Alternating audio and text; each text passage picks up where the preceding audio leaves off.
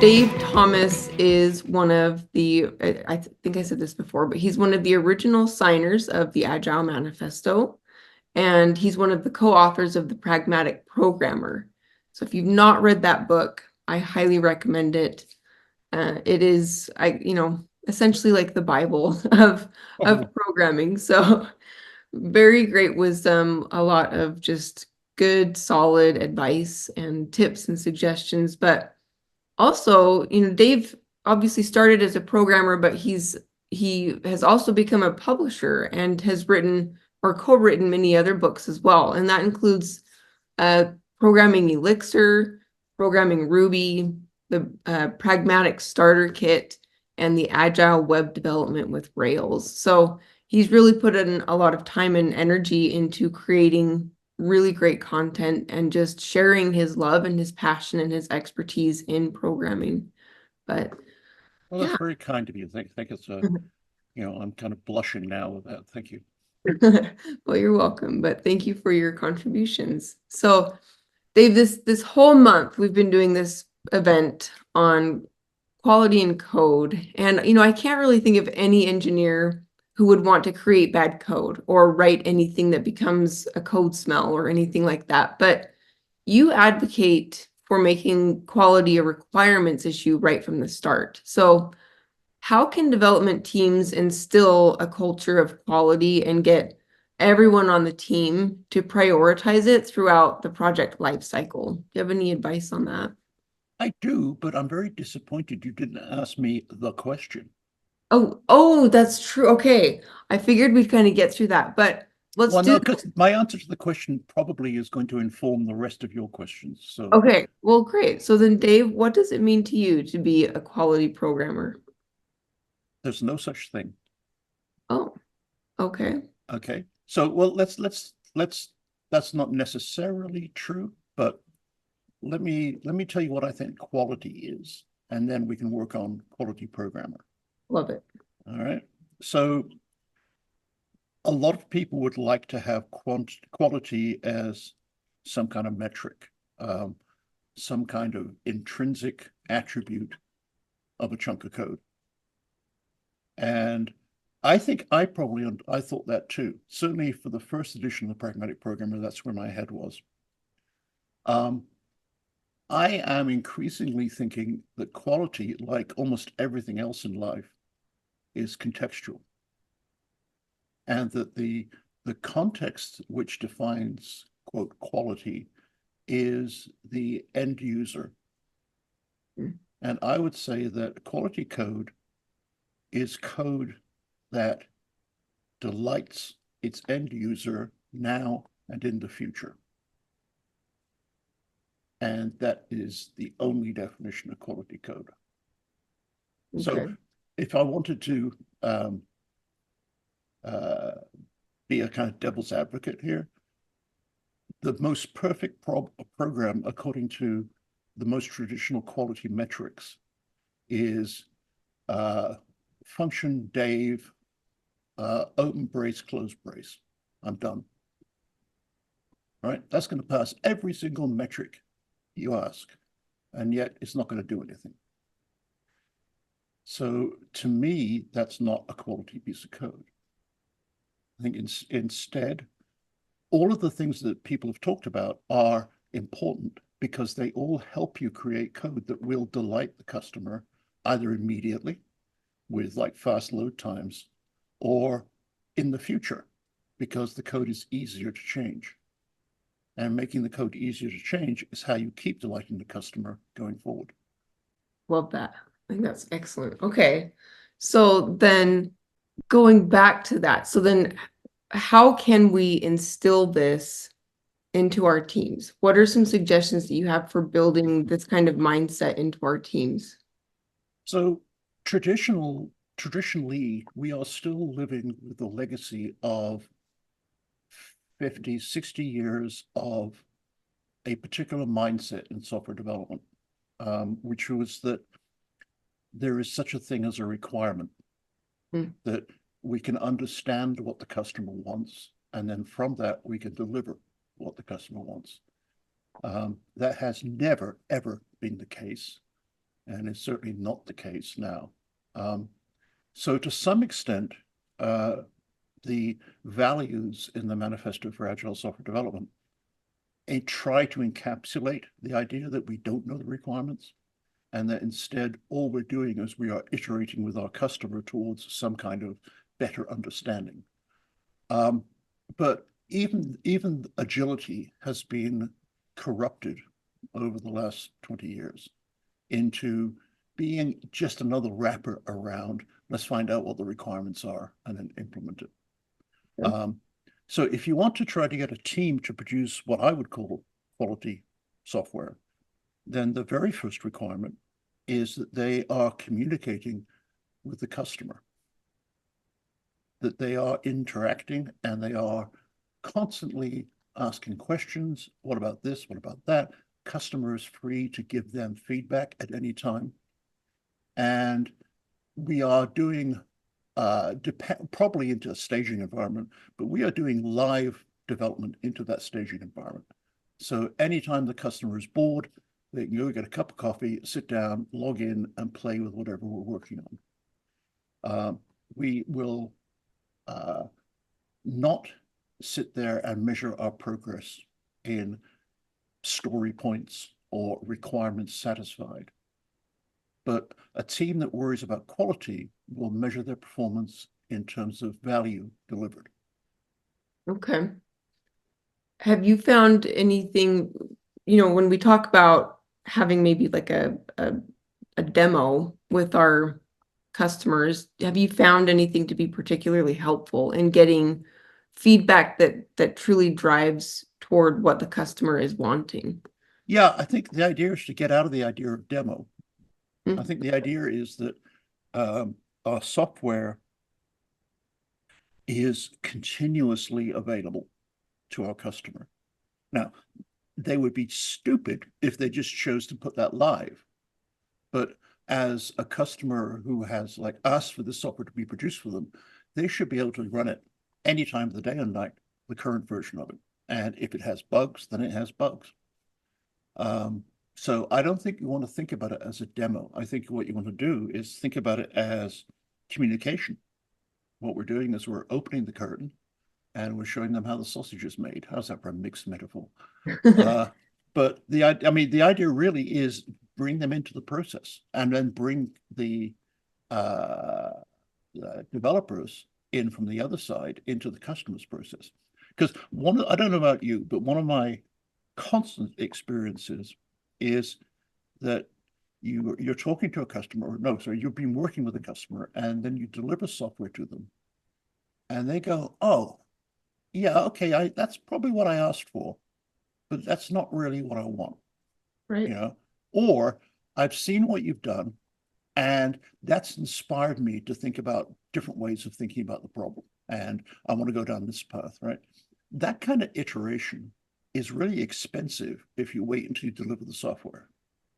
But if you can show them, it probably won't even have decent look and feel. UI will just be kind of like 1990s, but it will give them an idea of what you're looking at and what they're looking at. And then they can come back to you and say, "Oh, no, no, no, no. When I said that, what I meant was boom." And the cost of change to you will be a lot less. Okay. So one question I have then, because when I think about our team, we don't have the ability to speak with a customer every day, right? Not every member of our team. So I'm trying to think, how can we get our team to best empathize with the customer? How can we get into the customer's head at least enough to be as effective as possible? Great question. Yeah. And that is an issue. You certainly don't want to be pestering your customer with every single question everybody ever asked.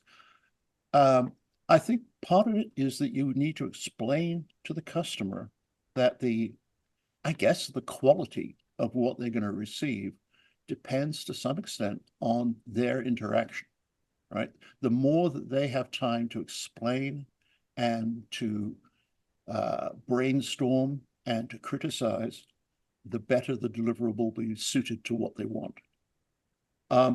That's one side of the equation. The other side of the equation is something that we used to do and we do a lot less. The consultancies call it work with.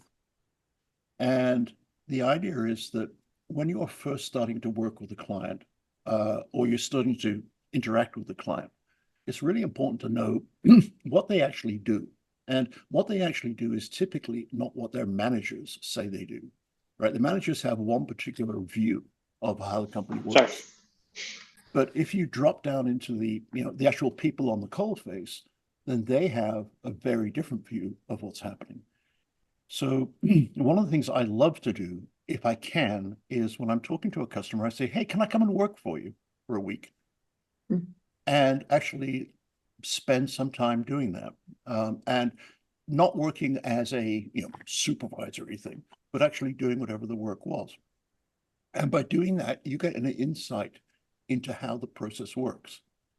And quite often, I would say the majority of the time, you can actually go back to the manager and say, okay, so let me tell you, first of all, from experiencing it, right, the thing you're asking for here is really interesting, but it's not the main bottleneck that you're facing, right? The main bottleneck is whatever you observe. And quite often you can short circuit a whole bunch of wasted development effort by just going there and working at the coalface. I had a customer once that was where they were IBM mainframe shop, 3270s, and their support people, when they were handling a particular kind of support call, would call up a screen and there would be some like 16-digit number on it. They would write that number down on a piece of paper, then go to another screen and type it in. And I saw this because I was working alongside them. So I said, why are you doing that? Oh, we need to do that to get this information to that app. I said, well, would you like us to automatically populate it for you? And they were like, you can do that? That's the kind of thing you can do if you do a work with. Okay. See, I like that. We have tried things like on-site visits, and I think those are great opportunities to do exactly what you're saying, where you go and you actually interact with the customer and you talk with them and you hear what they need and what they're wanting, and right. how the application is already helping them or maybe where it's lacking. And there's another benefit too, which is kind of cool. And that is if you've established even some kind of social relationship with the end user as opposed to the customer, right? Then when things go wrong, you know what it's like. You get a bug report or something, and it's just like incomprehensible because it's been through so many levels of management before it gets to you. Right. But if you can then just phone up the person doing the actual work and say, what the hell's going on? And they'll say, oh, I hit this screen and typed that and this happened. Then suddenly you get yourself some real information. Yeah, that's true. Very true.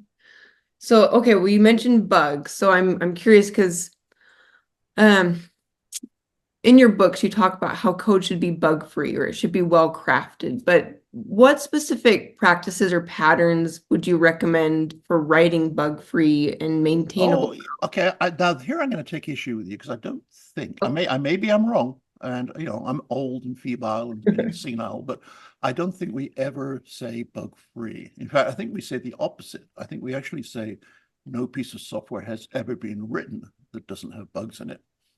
This is true. And I think that is always going to be the case.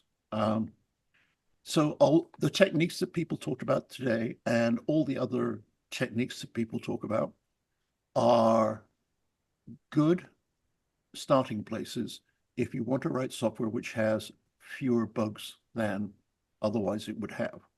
And I think that is a laudable goal, is to eliminate bugs. But I think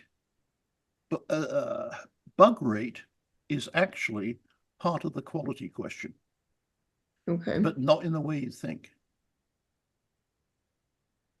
Have you ever tried asking your customer, would you rather have totally bug-free software in 6 months or mostly bug-free software in 3 months?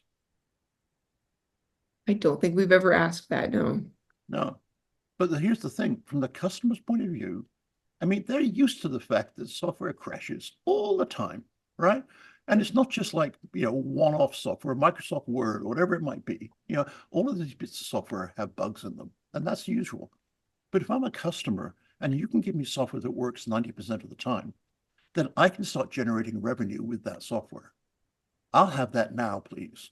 And then you can fix the important things. Sometimes when I've done that with customers, a long time ago, but sometimes I've done that, and they've said, hey, you know what? This is good enough. We don't need any more, which cost me some money, but saved them some. So bug rate is simply a quality issue. And I think that's if you look at it that way, then it's a trade-off that you and your customer make between you. Okay. What are the best ways to communicate with the customers then? Like, you know, how have you found the best way to get feedback if you're not able to have face-to-face conversations with them? Why aren't you able to have face-to-face conversations? I guess on a regular basis. And I just like, Yeah. Well, okay, but remember, ask who your customer is. I mean, okay, so I've got to be careful here because I use the word customer and it means multiple things, right? At one level, the customer is the person who's paying you. So, so you sign a contract with some VP somewhere and they are monitoring your project and they decide, yes, we'll get money. But then we have the user of your software. And this typically is not that VP, but someone in their organization or some group in their organization. Or maybe it's the general public, in which case those people are a lot more approachable. They're a lot easier to get to. And they're not busy. They don't have a secretary that fields all of their, whatever. So try to, and this comes back to work with as well. If you can try to forge relationships with the actual end users of your software, you'll get a whole bunch of useful information. For the rest, I mean, I think I have done work for senior management where they are more than happy to talk about it because they know that they will actually get value out of each conversation. right. Yeah. Okay. Awesome. So another thing that you talk about is, the broken windows concept or the importance of not tolerating these broken windows or small imperfections that kind of accumulate. But Yeah. what techniques or processes do you recommend for teams to effectively identify and then address those issues before they become like massively huge? Right. And this is exactly the same as Rayner's 2 kilograms, right? Yeah. They True. can kind of like sneak up on you and they become the new norm. Right. There is, I think, one technique, and it's a really good technique, and people don't use it, and that is that little voice in your head, right? Yeah. Because typically, you know that you've done something a bit dodgy, yeah? And so that little voice in your head is going, hey, Dave, that's not right. And you go, but it works. And they go, yeah, but it's not the way, and you go, no, I'm too busy. I'm just going to move on, right? And so you ignore that angel on your shoulder. And that's how a window gets broken and stays broken. So one of the things that I like to practice is a kind of learning to trust my gut, learning to trust my intuition. In the same way that I don't know if you ever had this when you're driving and you're driving down the freeway and you think to yourself, that car in the other lane, that's going to pull out in front of me. And you don't know how you know that, right? But something somewhere triggers that idea. And Right. yeah, sure enough, a second later they pull out in front of you. But fortunately, you thought that and you'd already backed away a bit. That kind of intuition occurs all the time. And software development relies on it. There's no way you could code without that subconscious submission of all of the little fiddly details that you do every day. So let's learn to rely on that a bit more when it comes to, that voice that says, are you sure you want to do that? And that's how you detect a broken. I mean, that's not the only way. I mean, the idea of monitoring bug rates and saying, if one particular module is the source of all your woes, then clearly there's something wrong in there. But that's kind of like deferring to tooling what really we should be doing on our own, doing on our heads. Because Okay. if you get into the habit of doing that, then you'll find that you're not delivering software with as many of those problems as you were previously. I think too, if we're being honest, I think sometimes you just get tired, whether that's emotionally tired or physically tired. Oh, That can lead to you maybe not, as Laura was saying, you're not being as, I guess, efficient as you should be. Maybe you're being a oh, little late, diligent, maybe. right? Yeah, yeah. So what have you found when you get in that mode, when you're tired, you're exhausted, what are some things that you've done that you've found help you to stick to being efficient and not letting yourself let something, oh, that's good enough, I'll just move on. What are some things you've done to really find that uh energy and that oomph just to get through and kind of push through the fatigue, or find a balance of just anything, Mm. being, I think, yeah, do you see what I'm saying? Yeah, yeah, absolutely. And I think the answer is the same as the answer to that old joke, Doctor, it hurts when I do this. You know, I think that if you are in the situation where you are tired and you're getting frustrated and you're about to throw in the towel and just take it the way it is, stop. Yeah. Because honestly, if you're honest with yourself, you're no good to anybody in that state, right? People are not paying you to churn out mechanical code. They're paying you for your skills and talents and judgment. And if you can't apply those because you're tired or because you're frustrated, I mean, my technique, honestly, if it's the middle of the day, I'll take the dog for a walk. You know, so if I get stuck, um, then I just go out with him, and typically about halfway through the walk, he tells me what I was doing wrong, and then I can come back and fix it. He's a good programmer. Better than me. Yeah, It's he not has. untrue. Yeah, I love Yeah, it. but no, I'm serious. Stop. I mean, if it's towards the end of the day, I mean, I have a really bad habit. I did it last night, in fact. I was working pretty late, and I noticed I was just basically going around the same path over and over again. Yeah. So I decided to stop.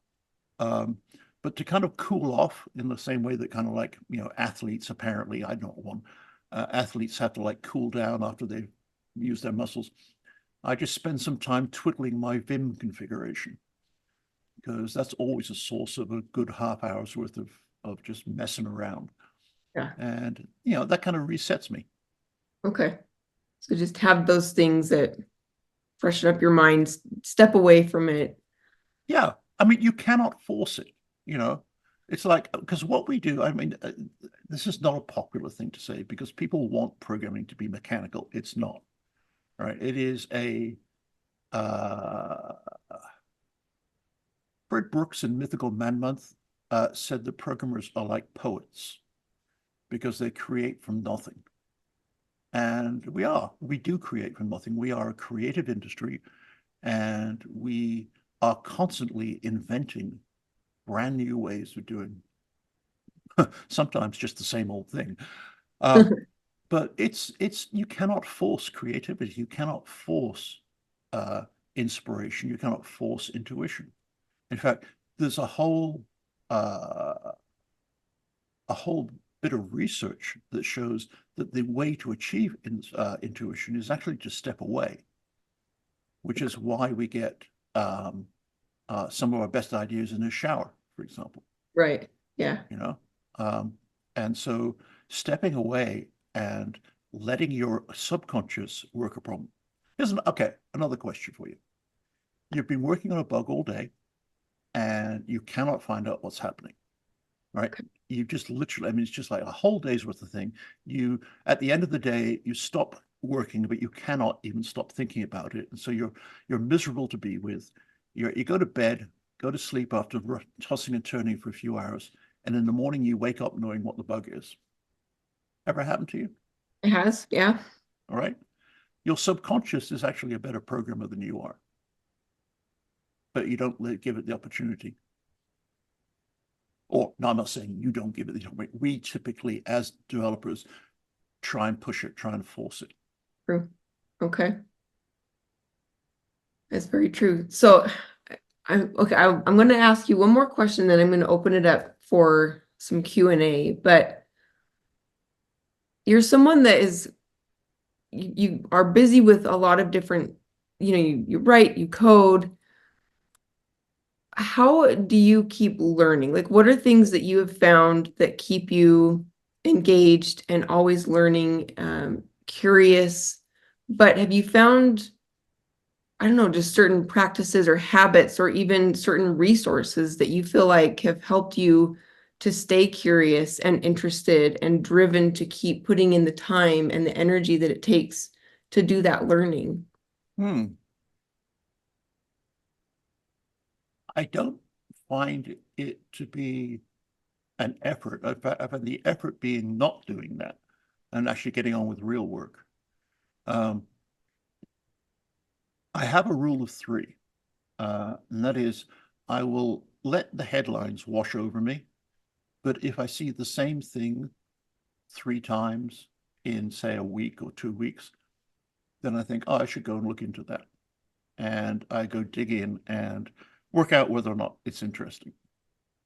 I also have like some really, really long-term visiony kind of stuff of how I think the future of software could be.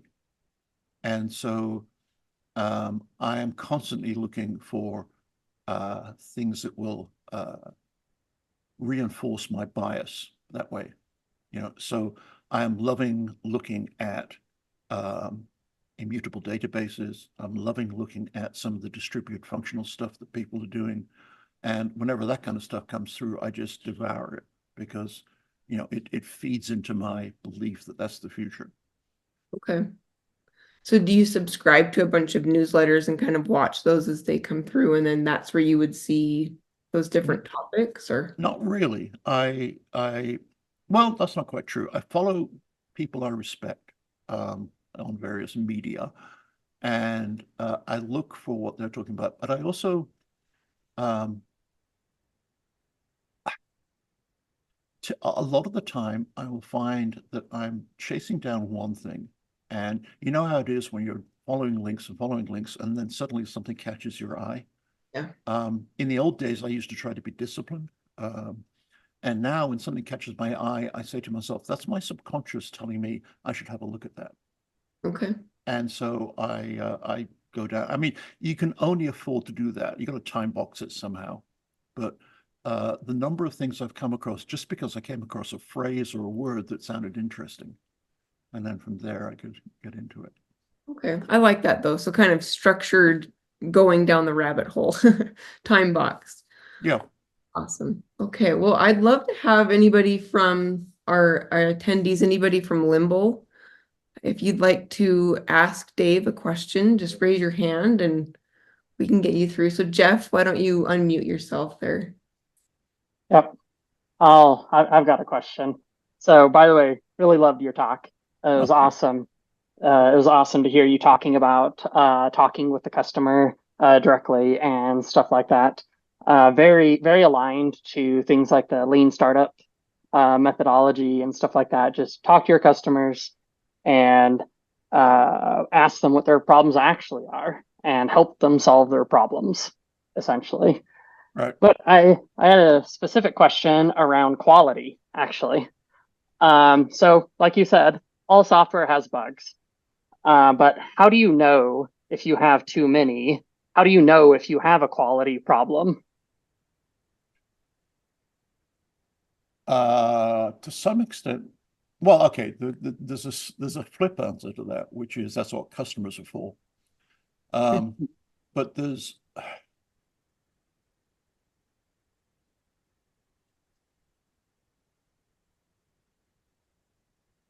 I think that the best metric I know of uh, the problems in code comes not when you're writing it the first time, but when you're changing it later on. Because that's when all of the various little corner cases and assumptions and, oh, this will never be zero type errors are going to reveal themselves. So I think when you get in there and it's time to produce a new feature or whatever it is you're doing, that is when you need to keep an eye on errors and what kind of errors you're getting and where they're coming from. And if there's some kind of systemic thing that's going on, you probably need to stop and refactor that out and then move on from there. I don't know. And I mean, you can do things with like genuine bug metrics. But I think that's a pretty, unless you have a massive code base, I think that's a pretty unreliable tool.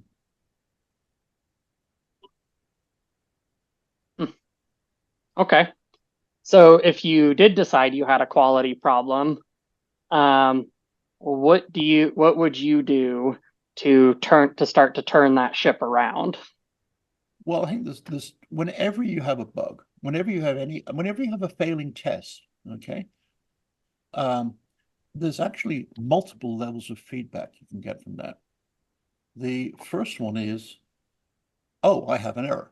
I've either got an error in the test or I've got an error in the code being tested. But either way, I've got an error.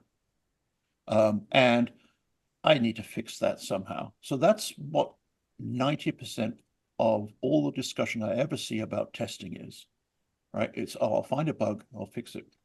And I think if that's all you do, that's a real shame, because you're missing the biggest benefit of a failing test. And that is working out what circumstances led to it failing in the first place. Mm-hmm. There could be any number. It could be that somebody misunderstood an API, right? In which case you want to say to yourself, I wonder how many other times they've used that API in my code base. It could be that you have some data integrity issue in the database. Okay, so how are we going to A, stop that happening, and B, how are we going to mitigate it right now? Because we now have the data to the bad. So I think the idea of using a test, not just to fix a bug, but also to investigate the provenance of the bug is really, really important.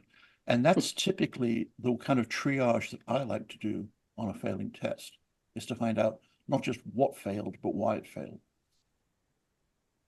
Okay. I'll stop talking and give somebody else a chance to talk now. Those were great questions. Ben, looks like you have one. Yep, really quick question, maybe with a long answer, but Dave, what is the opinion that you held the strongest that you ended up flipping on in software engineering, not in politics?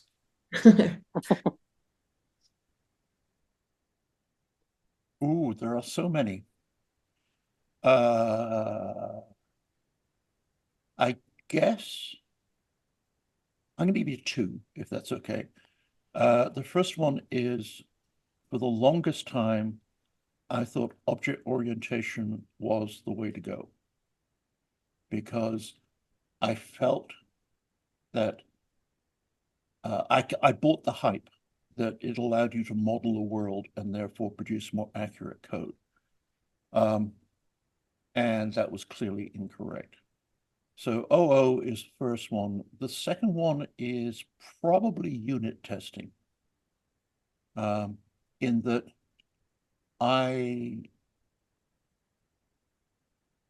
for the first, I don't know how many decades of my career, I was a really, really big believer in unit testing. I wrote unit testing frameworks before there were unit testing frameworks.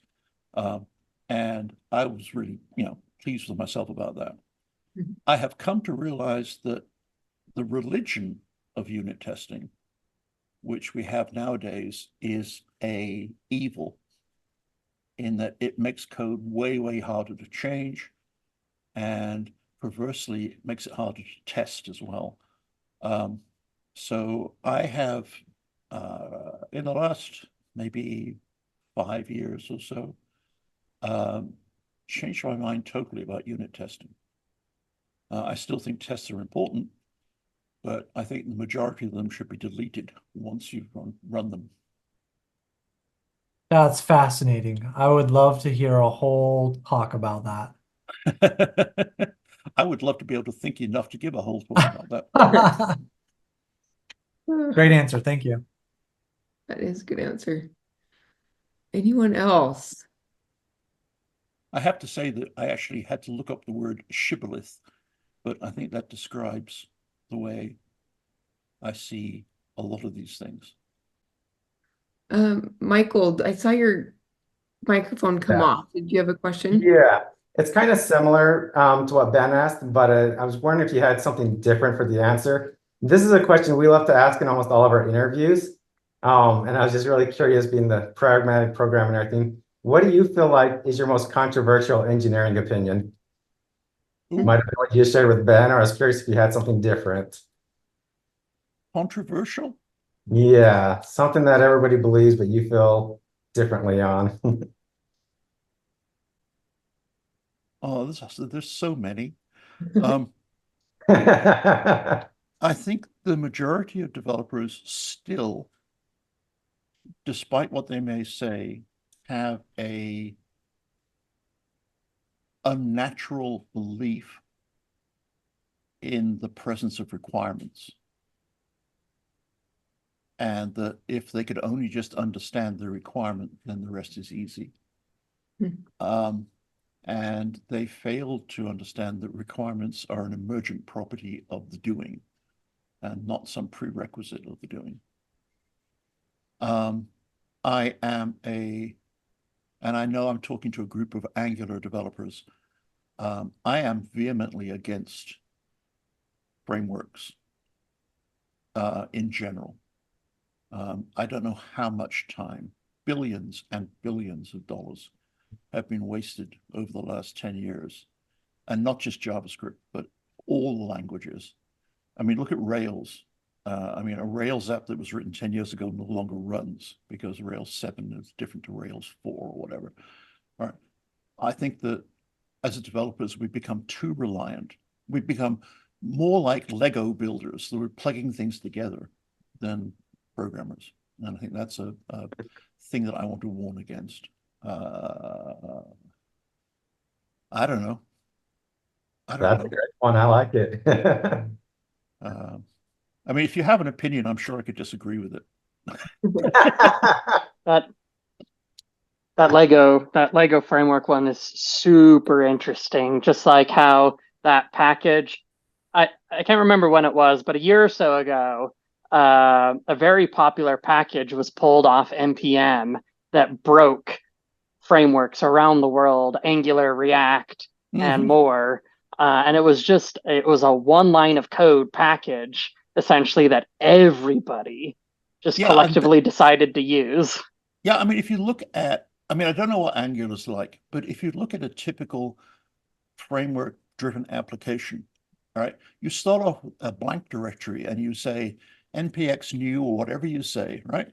And suddenly you've got 2,000, 3,000 dependencies. And your app relies on those 2,000 to 3,000 dependencies. How many of them have you actually read all the source code to? 0, right? What happens when one of them, like you say, just changes an API, breaks your app? And the chances that are happening when you have 3,000 of them are remarkably high. And then you ask, okay, so what are people using these things for? And you're absolutely right. Quite often, people are pulling in 10 megabytes of dependency to use one line of code, which is absolutely ridiculous. And I don't care about tree shaking. You're still carrying 10 million lines of code just in the repository and the cognitive overload of that. So, yeah, I think we need to get better at saying, oh, I can write that, as opposed to, oh, I can spend 2 hours Googling for the perfect framework that gives me that particular functionality. Any final questions for Dave? I have a question, if Yeah. I may. Uh-oh. Yeah. You may, yes. Please join us. Dave, what's your definition of a unit test? Because there are multiple ones, or at least I know two. What's my definition of unit test? Yes, what is a unit test for you? Because you didn't say you don't want to test anything. You specifically said unit tests. A unit test is the smallest level of wasted time in testing. The smallest wasted The time smallest of level. unit of wasted time in testing. Okay. No, I was just trying to be clever. Well, I don't have one. Oh, okay. And let me tell you why. I have yet to come across a definition of a unit test that agrees with what I do. And I don't care, because what I do is what works for me. Okay. And that is the thing. If I actually, you know what? That's the thing I think I would disagree with people most about, coming back to that previous question. And that is, everybody is looking for answers. Everybody is looking to people like you and me and whoever else to come down from the mountain with tablets and say, this is how you write software, right? You need to have at least 90% test coverage. You need to have blah, blah, blah, blah, blah, right? And the reality is, none of that is true. All of the truth, all of the, quote, best practices are contextual. And so what works for you may not work for me, and vice versa. So when I write tests, I'm writing tests of whatever I feel I need to test at the time. And typically, if I'm using a testing framework, which I guess I am, then typically that would fall under the category of a unit test, because I hate setting up environments for bigger tests than that. So I would typically be doing what would be called unit tests. My tests are typically data-driven tests. So my tests will typically be 5 lines of code and a couple of hundred lines of test cases that drive that code. But I don't know if it's a unit test or a functional test or whatever it might be. At the end, you write the tests that are valuable to you. And I don't think what they're called really matters that much.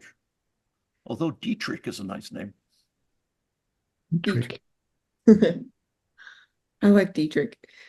But I've got one last question. Okay, so if you are thinking that the frameworks are maybe not the best way to go when programming an application out, my question to you is, what do you think between declarative and imperative programming?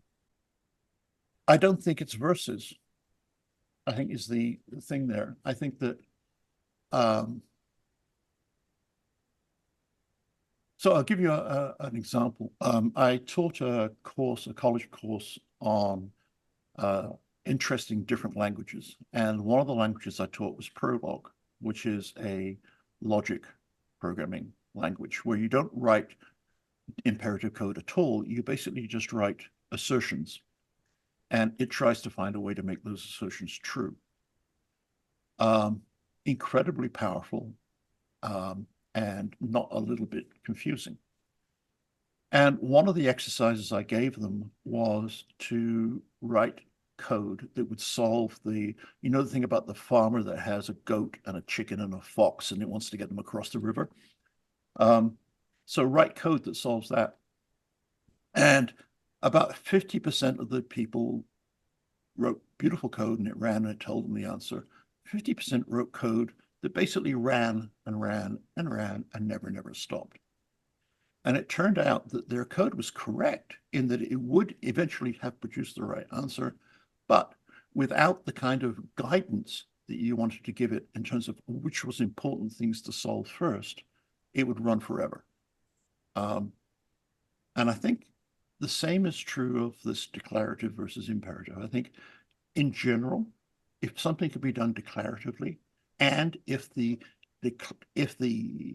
declarative environment is expressive enough to let you express what you want to say and not have to bend what you want to say to its whims, then I prefer declarative.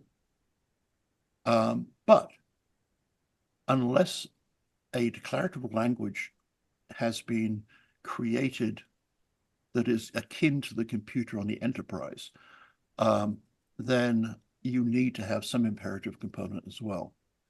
And I also think that one of the most important tools when you're using either is the ability to undo the damage that can be done, particularly with declarative languages. And that's one of the reasons I think immutability is so important, because it's kind of easy, given the power of some of these declarative languages, to do horrible things accidentally. And it's really nice then to be able to undo them. So I don't know if that really answered the question, but I think both have their place. The count goes on. 4, 3, 2